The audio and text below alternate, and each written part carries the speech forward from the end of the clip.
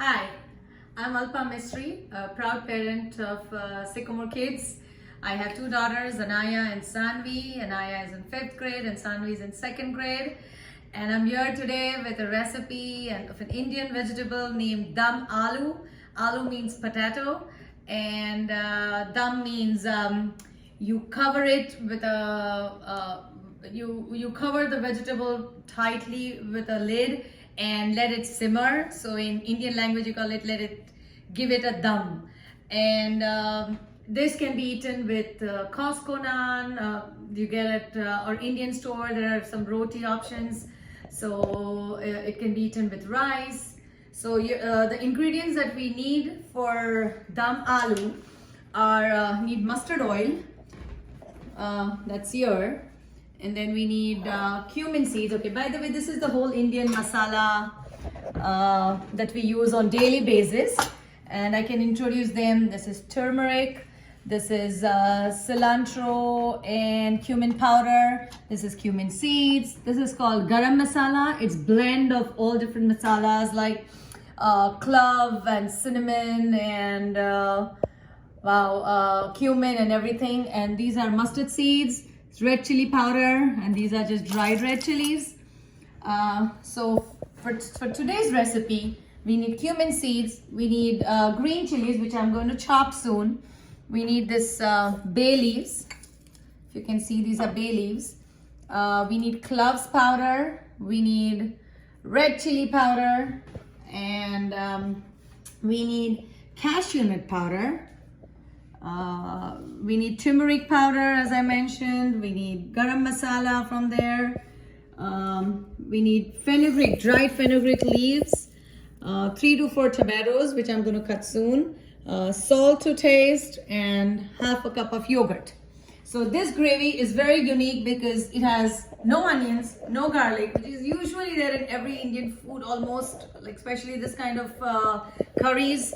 But this one is only about spices. So let's start. And yes, one more thing is I have boiled this mini small potatoes, and I have peeled them, and I have used a fork so that all the curry gets in there when we put it on simmer.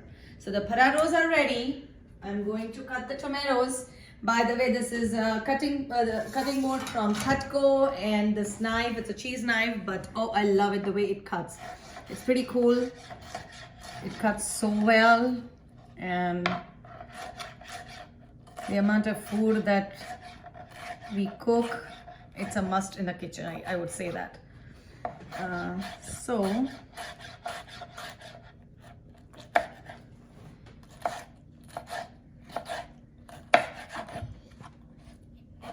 these are potatoes. So these potatoes are also in the Indian language. Now, sometimes when you're eating the potato, it is really hard to bite through with your hands because in the Indian culture, you normally eat many things with your hands. And dum in Hindi also means strength. And so the simmering is the main definition to dum, but that strength part is also a definition of the dum. So as you can see, she is now finished cutting the tomatoes, and these are the green chili peppers that she's gonna cut. These are really spicy, and they go in a lot of these Indian foods to add a little bit of flavor. All right, so I am ready to put some mustard seed oil. I'm going to put 1 tablespoon. My pan is now hot. It's an all-clad pan, and for Dum Aloo recipe, and especially when you use mustard oil, you have to make sure that there is a lot of fire.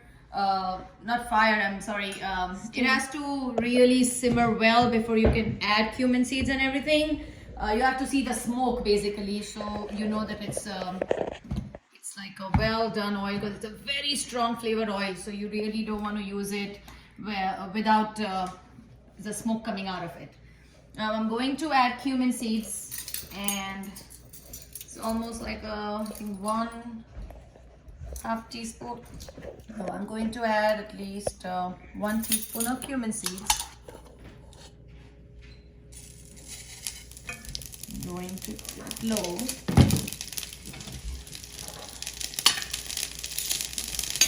And then I'm going to put bay seeds. You can see it's hot, hot, hot. So I just put some bay seeds, and time to add green chilies. I added cumin seeds, bay leaves. You want to shake it so everything gets Yeah, mixed? it started burning. It's like kind of very hot, so I have to take it off the stove.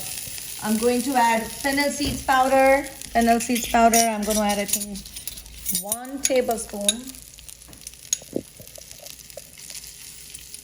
Probably 2 tablespoons, I guess. And I am going to, by the way, this is an all-clad pan and I love it. It's really, really nice if you don't want to use non-stick. I kind of run away from non-stick. And then you have to put 1 tablespoon of gram flour. So this is gram flour. It helps in thickening of this curry. So I'm going to put 1. I'll probably put over. Today I have guests coming, so I'm increasing the quantity a little more. So now I'm going to mix all of these ingredients well, and then I'm going to put clove powder. This is clove powder. This is very strong, so it's like less than 1/2 teaspoon, I think. She'll be showing you all of the materials that she uses. So the pan, the knives, because all of these are a really nice essential to making this food, because some pans don't have the effect on this food that... Now this is cashew nut powder, so I'm going to put at least 3 tablespoons. Again, this really helps in thickening the gravy. So this is cashew nut powder. I'm going to go with some red chili powder. I'm going to go with turmeric. Turmeric, you actually do not want to put more than half. It's a very strong flavor. I'm sure a lot of you have heard about turmeric, so not too much. I'm going to put it back on the stove.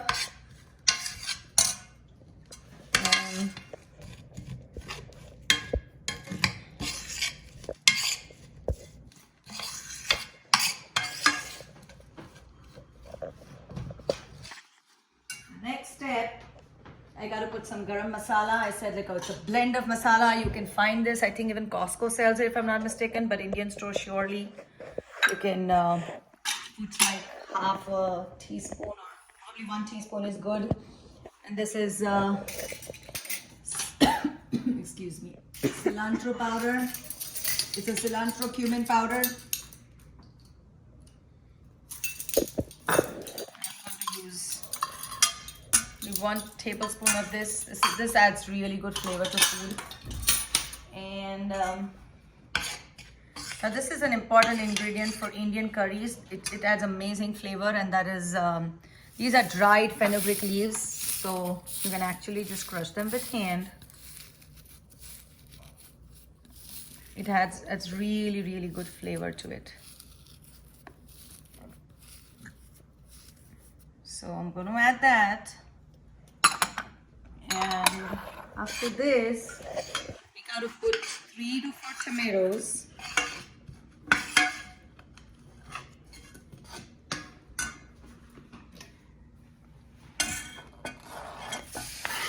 And I'm going to add some water to this, so it becomes like a curry.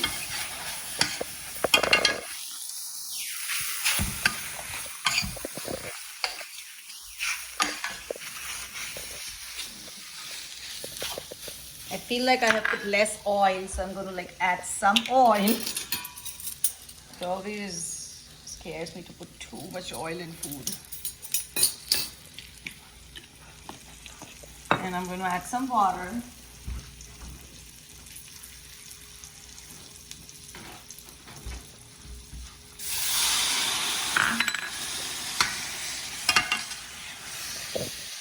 make sure like tomatoes are fine, you know, diced well, and you got to make sure that it's almost getting cooked and inside in a curry style. It just turns into a smooth curry.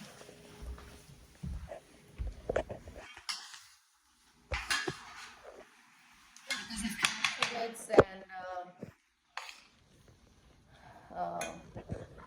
the gram flour, it becomes thick very fast. So I'm going to add some more water. I'm going to have salt to taste.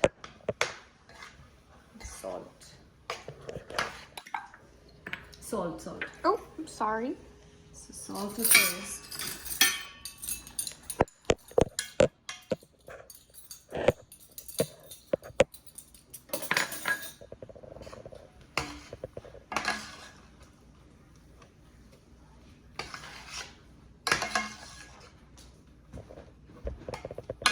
And once this is nicely cooked, we are going to add half a cup of yogurt. I still feel that it needs a little more water. I'm going to increase the flame, put it on a medium flame. You'll see that the water has helped the curry develop.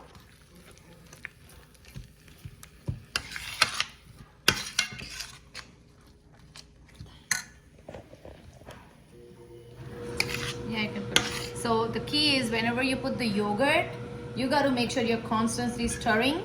Otherwise, it'll start releasing water and it's not fun. So after you put the yogurt, make sure you constantly keep stirring. And any plain Greek yogurt or Faya yogurt would work for this.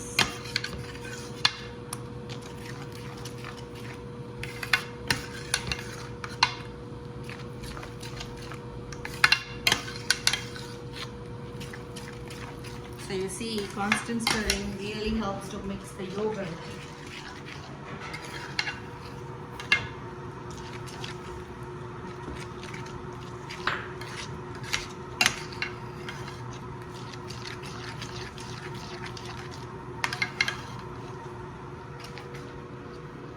So that way the tomatoes are cooked and everything is blended really well. The curry, it's still really thick. So I'm going to add extra water.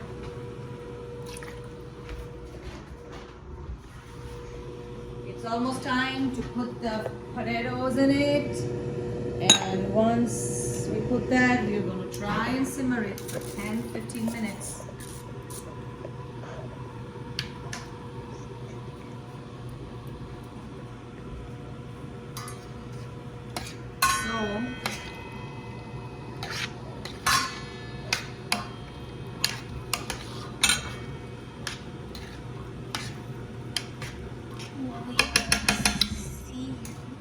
So you simmer it at this for 10-15 minutes, and I'll show you in 2 minutes exactly, in 2 to 5 minutes exactly how the consistency look, and then you can top it with cilantro, fresh cilantro. You can wash it and top it with that. It gives really nice flavor. And just today we have dinner, so I'm preparing this for dinner. So we just added this cheese platter, and this is an Indian appetizer called dhokla. It's very famous Gujarati dish from India. And then we have this green chutney. I have also made this. This is a jeera rice, so it has cumin seeds with rice. And if you see this dish, this is a very famous North Indian dish. It's called Dal Makhni, and it is made out of black lentils. And I have simmered these lentils for almost 8 hours on the stove since this morning. So let's have a final look at Dum Aloo. It should be cooked by now. It's almost 15 minutes. And give me 1 second.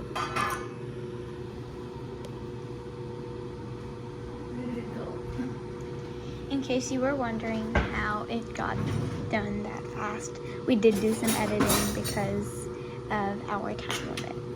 So this is, you can leave it this watery if you're planning to eat with rice. And I show it, well, thank you.